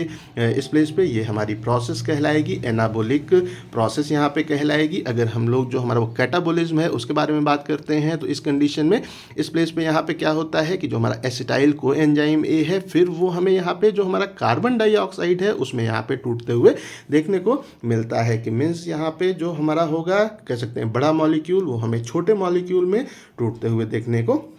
प्राप्त होता है। तो इसलिए हमारी जो क्रेब्स साइकिल है वो हमारी यहाँ पे होती है एम्फीबोलिक इन नेचर यहाँ पे सिंपली होती है। अब हम लोग अपने अगले क्वेश्चन पे आ जाते हैं। अगला क्वेश्चन हमारा इस प्लेस पे क्या है वो name the glucogenic amino acid. तो अगर हम लोग यहाँ पे ग्लूकोजेनिक अमीनो एसिड्स के बारे में बात करते हैं तो ये हमारे ऐसे अमीनो एसिड यहाँ पे होते हैं जो कि सिंपली हमें ग्लूकोज में कन्वर्ट होते हुए देखने को मिलते हैं। और ये किस प्रोसेस के थ्रू यहाँ पे कन्वर्ट होते हैं तो जो हमारा ग्लूकोनियोजेनेसिस की प्रोसेस है उसके थ्रू ये अमीनो एसिड हमारे ग्लूकोज में कन्वर्ट होते हुए देखने को मिलते हैं, और ऐसे अमीनो एसिड जो कि ग्लूकोज में कन्वर्ट होते हुए हमें देखने को मिलते हैं वो हमारे सिंपली ग्लूकोजेनिक अमीनो एसिड यहाँ पे कहलाते हैं। एक शब्द हमारा और यहाँ पे होता है कीटोजेनिक अमीनो एसिड, उस पर भी क्वेश्चन आ सकता है। अगर उसके बारे में बात करते हैं तो वो हमारे ऐसे अमीनो एसिड हैं जिनसे हमें कीटोन बॉडीज का फॉर्मेशन सिंपली होते हुए देखने को मिलता है। तो अगर कोई हमारा अमीनो एसिड है उससे ग्लूकोज बनेगा तो वो हमारा यहाँ पे ग्लूकोजेनिक अमीनो एसिड कहलाएगा, और अगर कोई अमीनो एसिड है उससे अगर कीटोन बॉडीज का फॉर्मेशन होगा तो वो हमारा सिंपली कीटोजेनिक अमीनो एसिड कहलाएगा। तो अगर हम लोग ग्लूकोजेनिक अमीनो एसिड के एग्जाम्पल्स के बारे में बात करते हैं तो जो हमारा यहाँ पे होता है कह सकते हैं कि एलनीन है, हमारा जो आर्जिनिन होता है, हमारा जो यहाँ पे होता है एस्पार्जिन है, एस्पार्टिक एसिड है, हमारा जो यहाँ पे वो सिस्टिडीन है, और सब ये जो हमारे एग्जाम्पल्स हैं ये सब हमारे ऐसे अमीनो एसिड हैं जिनसे हमें ग्लूकोज का फॉर्मेशन होते हुए सिंपली देखने को मिलता है। और अगर हम लोग यहाँ पे बात करते हैं कुछ हमारे ऐसे भी अमीनो एसिड हैं जो कि यहाँ पे बोथ ग्लूकोजेनिक और कीटोजेनिक हमें देखने को मिलते हैं। इनसे हमारा ग्लूकोज का भी फॉर्मेशन होता है और कीटोन बॉडीज़ का भी फॉर्मेशन सिंपली होता है। तो यहाँ पे एग्जाम्पल लें तो जो हमारा होता है यहाँ पे फेनिल एलेनिन है, हमारा आइसोल्यूसिन होता है, थ्रियोनिन है, हमारा वो ट्रिप्टोफेन है, और जो हमारा टायरोसिन है ये हमारे ऐसे अमीनो एसिड हैं जिनसे ग्लूकोज का भी फॉर्मेशन होता है और कीटोन बॉडीज़ का भी फॉर्मेशन होता है। इसलिए हम लोग इनको बोथ ग्लूकोजेनिक और कीटोजेनिक अमीनो एसिड के नाम से इंडिकेट करते हैं। तो अगर हम लोग अब हम लोग अपने अगले क्वेश्चन पे आ जाते हैं। ये हमारा यहाँ पे आज का जो लास्ट क्वेश्चन है वो होगा व्हाट आर द को फैक्टर्स, गिव एग्जाम्पल्स। तो जो हमारे को फैक्टर्स हैं वो क्या होते हैं और इनके एग्जाम्पल्स को आपको यहाँ पे लिखना है। तो अगर हम लोग जो को फैक्टर्स हैं उनके बारे में बात करते हैं तो ये हमारे ऐसे नॉन प्रोटीन केमिकल कंपाउंड्स होते हैं, या हम कह सकते हैं कि जो हमारे वो मेटेलिक जो आयंस हैं वो यहाँ पे होते हैं, जो कि हमारा जो एंजाइम है उसका जो वहाँ पे वो कैटालिटिक रोल है उसको करने के लिए सिंपली रिक्वायर्ड होते हैं। तो आसान तरीके से कह सकते हैं कि जो हमारा एंजाइम है उसकी जो कैटालिटिक एक्टिविटी है उसको प्रॉपरली करने के लिए अगर वहाँ पे कोई जो हमारा होता है नॉन प्रोटीन केमिकल कंपाउंड या हमारे मेटेलिक आयंस अगर जो रिक्वायर्ड होते हैं तो वो फिर हमारे जो वहाँ पे होंगे नॉन प्रोटीन कंपाउंड या हमारे जो होंगे वहाँ पे मेटेलिक आयंस वो सिंपली हमारे को फैक्टर वहाँ पे कहलाते हैं। तो अगर हम लोग इनके एग्जाम्पल्स के बारे में बात करते हैं तो जो हमारा यहाँ पे आयरन है, हमारा जो होता है वो मैग्नीशियम है, हमारा वो मैग्नीज है, जो हमारा कोबाल्ट होता है वो कापर है, जिंक है, और जो हमारा यहाँ पे होता है मॉलिब्डेनम, ये सब हमारे यहाँ पे को फैक्टर सिंपली होते हैं। ये हमारे अलग अलग एंजाइम की एक्टिविटीज़ को प्रॉपरली कैटलाइज करने के लिए सिंपली रिक्वायर्ड होते हैं। तो आई थिंक सो ये जो क्वेश्चंस हैं आप लोगों को अच्छे वो लगे होंगे, इनके आंसर्स भी आप लोगों को प्रॉपरली समझ में आ गए होंगे। अगर अभी भी कहीं कोई कन्फ्यूज़न है तो कमेंट करके पूछ सकते हैं। अगर आपके पास भी कुछ और इम्पॉर्टेंट क्वेश्चन है आपको लगता है वो इसमें इंक्लूडेड नहीं है तो अगर आप उनको कमेंट बॉक्स में प्रोवाइड कर देंगे तो मैं उनका भी आंसर आप लोगों को यहाँ पे वो दे दूंगा, तो वो भी आप लोगों को यहाँ पे तैयार हो जाएंगे। तो अगर ये वीडियो आपको पसंद आया हो तो अपने दोस्तों के साथ इसको कीजिए शेयर, इस वीडियो को लाइक कीजिए, अपने दोस्तों के साथ वो शेयर कीजिए, और ऐसे ही वीडियोज़ को देखने के लिए हमारे चैनल को सब्सक्राइब करना बिल्कुल भी ना भूलिए और हमारे ऐप को भी इंस्टॉल करना बिल्कुल भी ना भूलिएगा। Thank you.